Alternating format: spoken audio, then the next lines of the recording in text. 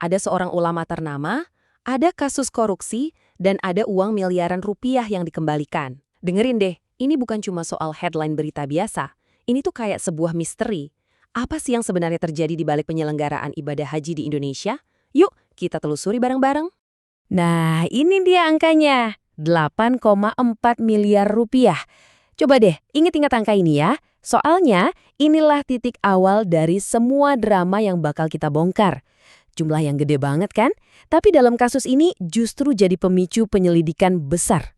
Dan di tengah pusaran uang sebanyak ini, muncullah satu nama besar Ustadz Khalid Basalamah. Anda pasti tahu kan? Penceramah yang populer banget, tapi tiba-tiba aja diperiksa KPK sebagai saksi. Nah, dari sinilah ceritanya mulai jadi ribet.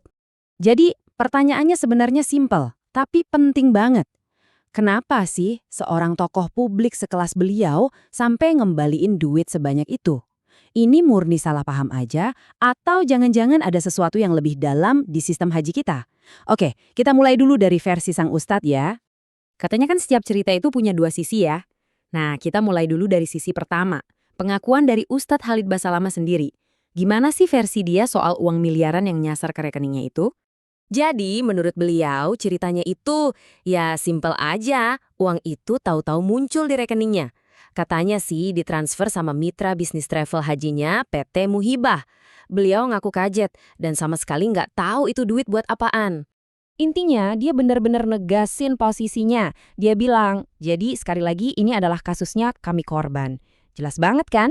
Dia memposisikan diri sebagai pihak yang kejebak dalam transaksi misterius yang dia sendiri nggak ngerti. Oke, jadi biar lebih jelas, posisi beliau tuh begini.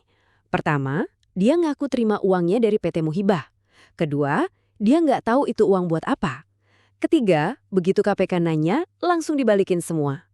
Dan yang paling penting nih, dia bilang nggak pernah sama sekali berurusan sama pejabat pemerintah manapun yang namanya keseret-seret dikasih sini. Nah, itu tadi versi pertama. Sekarang yuk kita dengerin versi yang kedua, versi dari KPK. Dan percayalah cerita mereka soal uang 8,4 miliar ini jauh-jauh berbeda. KPK nih punya istilah khusus buat uang ini. Mereka menyebutnya uang percepatan.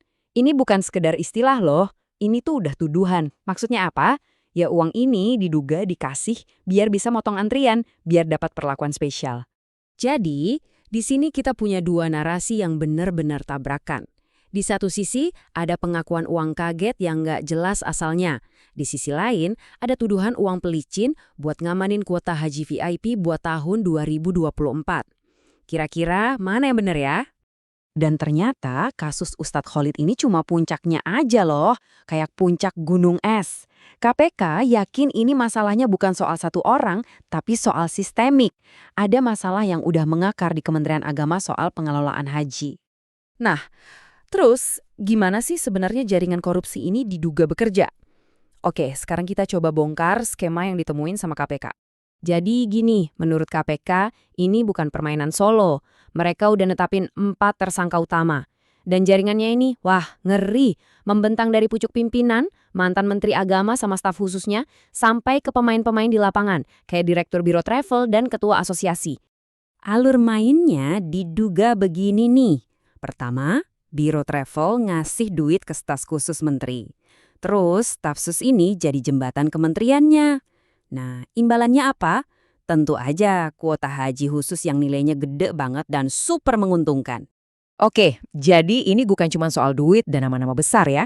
Kasus ini benar-benar menyorot gimana korupsi bisa ngerusak salah satu pilar keagamaan yang paling penting buat jutaan orang di Indonesia. 622 miliar rupiah. Coba deh kita lupain dulu yang 8,4 miliar tadi.